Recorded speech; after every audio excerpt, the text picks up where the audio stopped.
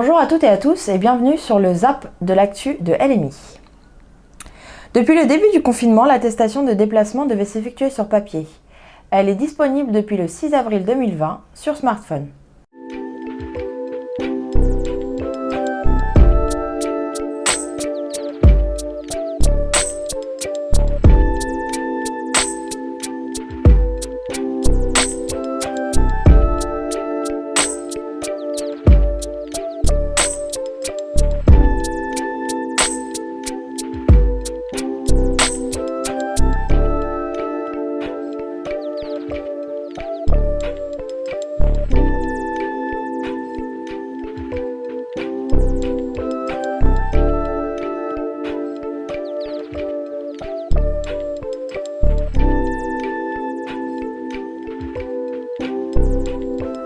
Le gouvernement n'écarte pas le recours à une application qui avertirait sur leur portable les utilisateurs qui ont croisé une personne infectée par le Covid-19.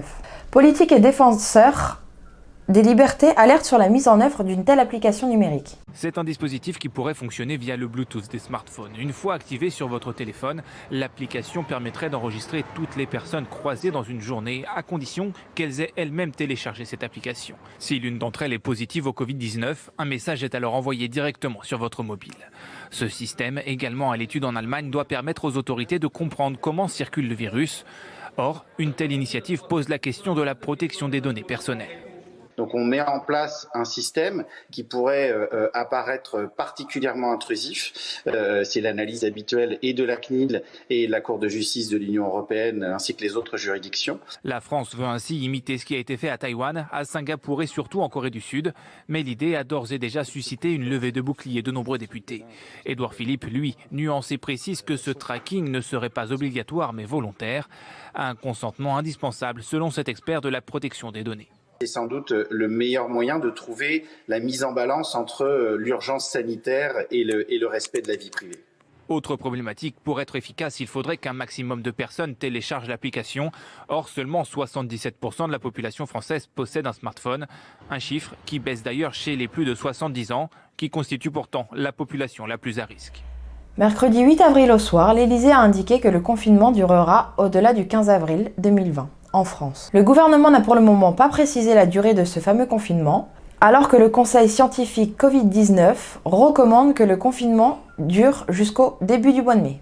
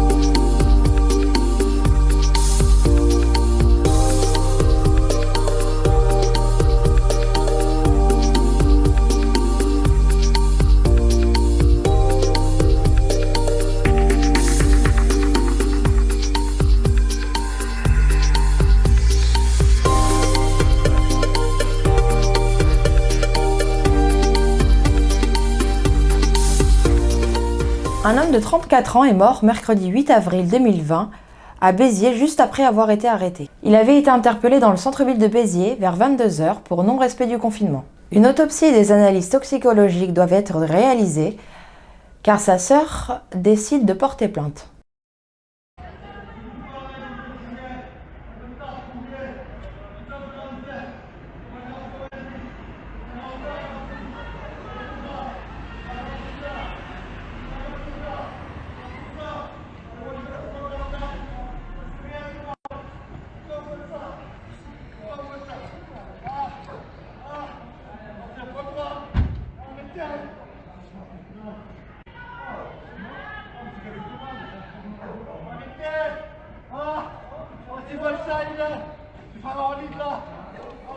Un jeune homme de 28 ans est décédé à Angoulême en tentant d'échapper à un contrôle de police pour non-respect du confinement.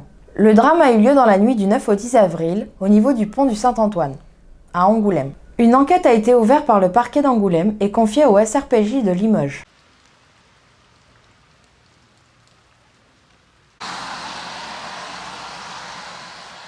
Bonsoir, nous sommes actuellement sur le pont de Saint-Antoine, à Angoulême, là où un jeune homme de 28 ans a perdu la vie. Suite à un contrôle de police, il aurait pris la fuite. Mais il se serait retrouvé bloqué et aurait alors pris la décision de sauter de ce pont. Un policier, lui aussi, aurait pris la décision de sauter du pont pour aller le secourir, mais une fois en bas, aurait malheureusement constaté le décès de la jeune personne.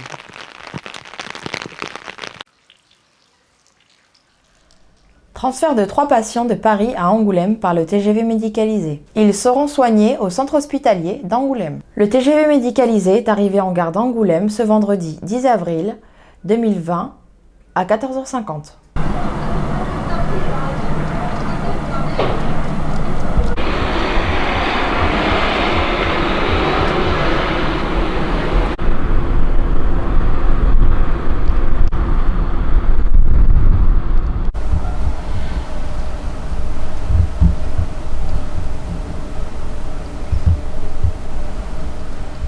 La police belge a arrêté samedi 11 avril 2020 43 personnes qui avaient pris part à une émeute après une collision entre une voiture de police et un jeune homme en scooter. Qu'est-ce qu'il lui dit, ce con ?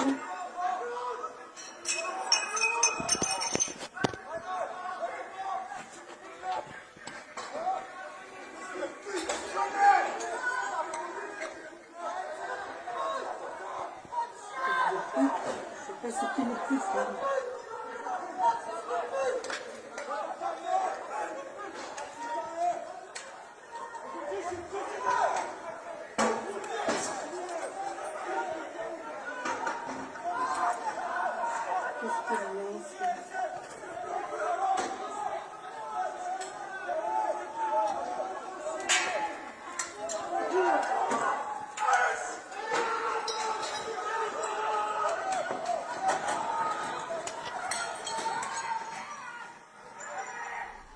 Vous pouvez nous envoyer des vidéos en nous racontant votre confinement que nous diffuserons dans les prochaines vidéos à l'adresse mail ci-dessous.